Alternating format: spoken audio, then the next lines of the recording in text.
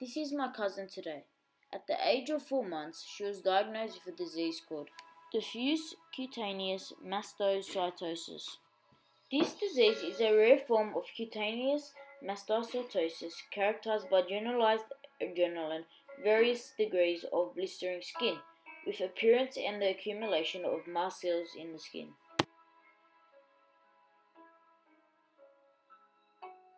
Organs affected is primarily the skin. Secondary was esophagus and stomach.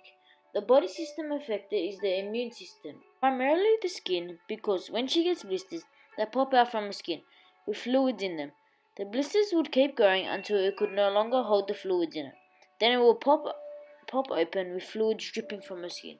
As the immune system is meant to repair all damages to the body using mast cells, this cannot occur anymore as there is too many mast cells within her body. From a biopsy of the skin, a tool cut off the blister from the skin and took it for testing. When the results came back, the doctors were still in doubt about what the condition was, so they took it further and did a blood test. When the result came back from the blood test, it showed that she had high tryptase level, which means she has too many mast cells. 12 is the maximum mast cells that a human body should have. She had 160 mast cells in her body.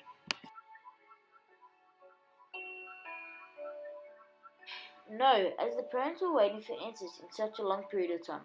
They kept her at hospital because they were treating her flare-up, which kept getting infected from the open wounds, and she was admitted into the burn unit of the children's hospital, as they had no idea how to help her skin.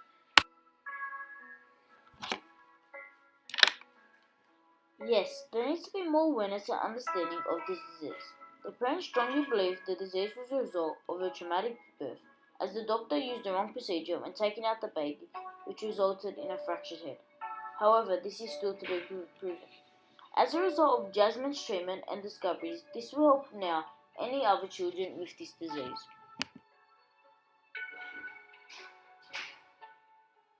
When they finally discovered what the disease was and didn't know what to do, as the doctors never seen it before, they didn't attempt to research the disease and educate themselves. Little Josie's mother began researching about the disease every day, day and night. On the internet, the mother found a mastocytosis society in Boston, America, who specialized in mast cell disease. Although they mainly dealt with adults, but they referred to an expert with children in mast cell disease in Spain. That was pivotal for our doctors in Australia to help understand this condition and the prognosis. The doctors in Australia were trial and error as this condition was so rare, as they haven't seen a case in 20 years, and even then this case was more severe than them.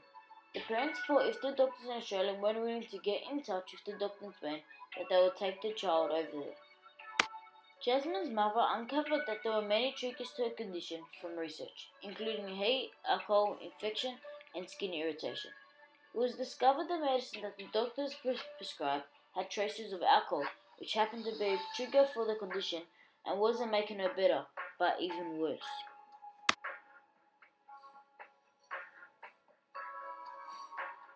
When baby Jazzy was delivered, the doctor pulled the baby out wrong, which caused a fracture in her head.